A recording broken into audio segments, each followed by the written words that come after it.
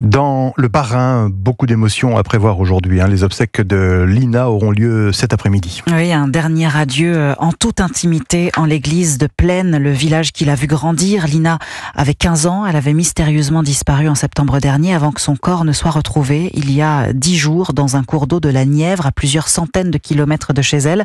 Un drame qui bouleverse les habitants de sa commune.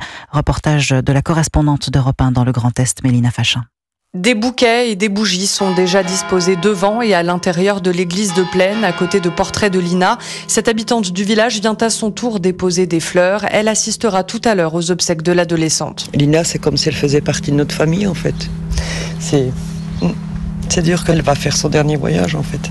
Le village, toute la vallée, on a tous été bouleversés par cette disparition.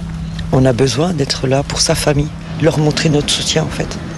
Et de dire un dernier au revoir à Lina. Jean-Marc Chipon est l'une des dernières personnes à avoir vu Lina. 2 minutes à peine avant sa disparition, lui a décidé de ne pas se rendre à ses obsèques. C'est une journée pour la famille et pour un nombre de personnes de la commune avec qui j'ai pu discuter, ne pas y assister pour laisser la famille dans son recueillement. En sachant que la famille peut compter sur nous par la pensée. Aujourd'hui, le recueillement, mais demain, il l'espère, la poursuite de l'enquête pour tenter de dissiper les zones d'ombre encore beaucoup trop nombreuses. Plaine, Mélina Fachin, Europe 1.